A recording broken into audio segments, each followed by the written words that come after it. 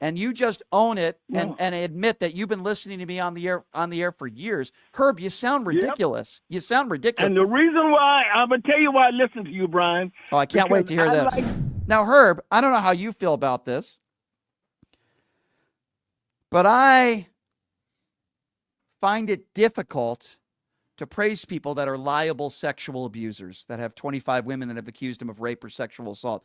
I take issue, and I have trouble praising people that are bad people.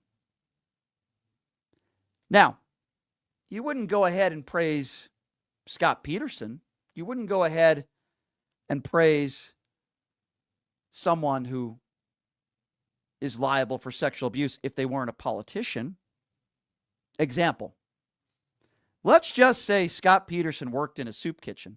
Would you say, Brian, how come you haven't said nice things about Scott Peterson? Well, Brian, Donald Trump's not a murderer. Scott Peterson is. Donald Trump did some pretty horrible things. His own ex-wife accused him of rape in court documents. So maybe in Donald Trump's life, maybe he's done a few good things. Maybe. Besides manipulating the media.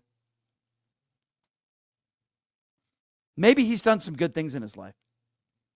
But I am not going to sit here and praise somebody that incited an insurrection, that continues to be a threat to democracy, that is a liable sexual abuser and 34-count felon. Now, if you want to go ahead and listen to a show that praises Donald Trump like Mark Levin and wears Donald Trump knee pads, you can go ahead and you can do that.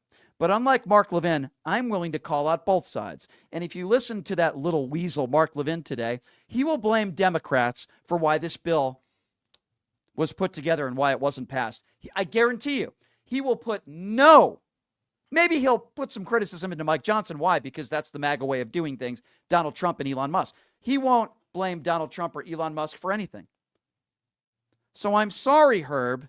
You're not going to hear a lot of compliments out of my mouth to Donald Trump, even when he did Operation Warp Speed, which, by the way, I did give him credit for. He wasn't public enough about it. He went privately to get vaccinated with he and Melania. So even when he does do something good occasionally, he turns it into a negative because he only cares about himself. Now, you can't name me one thing that Mark Levin has ever said in any criticism of a MAGA Republican, but yet you want to give him credibility, Herb? Give me a break. When he did my show, he was promoting his book. I was told from his people not to criticize his political opinions. I was on a conservative radio station.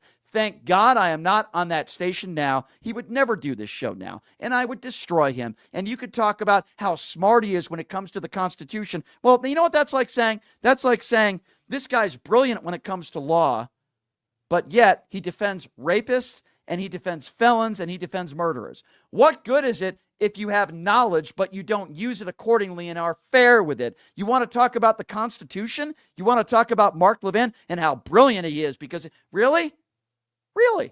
What does it say in our Constitution about somebody that lies about an election and incites an election? What does it say in our Constitution about that? What does it say about somebody that refuses to leave office? What does it say about somebody that has dictator tendencies? What does it say about somebody that hires members of their family and enriches them while they are holding public office? Mark Levin is a constitutionalist, but he never seems to talk about the Constitution as it pertains to Donald Trump unless he tries to defend him, Herb. I'm sorry, but you're not going to push credibility when it comes to Mark Levin on this show, Herb. I'm sorry, dude. That's just not going to happen, man. Are you going to let me talk, Brian? Can I say something? If you say something fair and honest and factual, okay, sure. I'm glad I'm still. Thanks for not hanging up on me. But you know, Brian, if you listen to his show, he criticizes Republicans all the time. Give me an example of him criticizing. I didn't. That's not what I said. He criticizes Republicans all the time. Let me say one more thing. Hold Brian. on.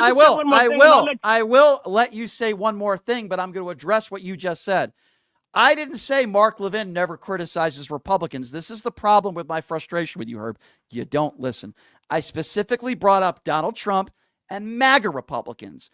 Make no mistake about it. The type of Republicans that Mark Levin is criticizing are the same Republicans that Donald Trump is criticizing. Anybody that does not wear the Donald Trump knee pads. We could be talking about a Liz Cheney. We could be talking about an Adam Kinzinger. We could be talking about a Mitt Romney.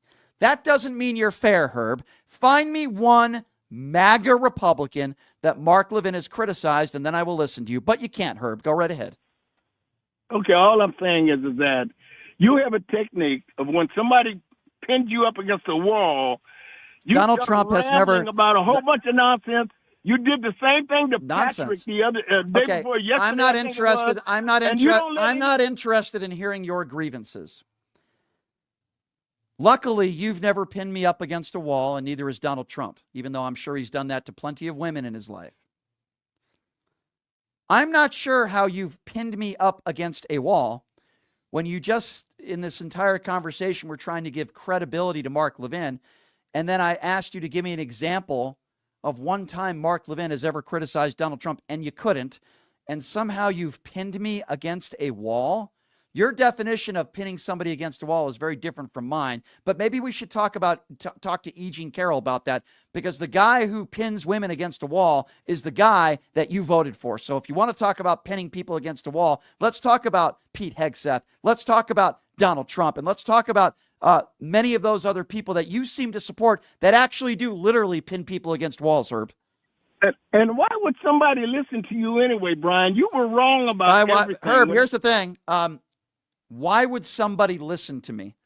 Well, maybe you should ask yourself that same question, Herb, because you call into this show every day and you listen to me every day. So clearly I'm growing on you like a fungus, and you enjoy being embarrassed on this show every day.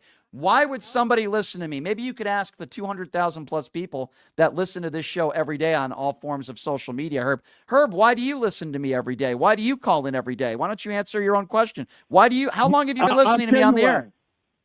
How long have you been listening to me, Herb? I've been listening to you for several years. You know that. Why do people listen to me? I listened to you when you were with JD on the other station. So let me be, so my question is, you're asking the question on the air, why do people listen to me? And you just own it and admit that you've been listening to me on the air for years. Herb, you sound ridiculous. Yep. You sound ridiculous. And the reason why, I'm going to tell you why I listen to you, Brian. Oh, I can't wait to hear this. I like to hear the other side and what their arguments are. You may have something. You may come up with something one day that I agree with. Okay, Herb, thank you. And I might come up with something someday that you agree with. Yeah, brilliantly spoken, Herb. Here's the thing, Herb. I'm not on the other side. If you actually had a brain, you'd understand, Herb. I'm on your side, too. I'm on the side of Americans when I say I don't want a liable sexual abuser, 34-count felon who wakes up in the morning and puts on 8 layers of orange makeup to be the leader of the free world. That doesn't mean I'm on a side. It means I want somebody with a moral compass and decency. Okay? You want to hear the other side. Why don't you phrase it? I want to hear a side that is fair, that is honest, and that is willing to interview other people that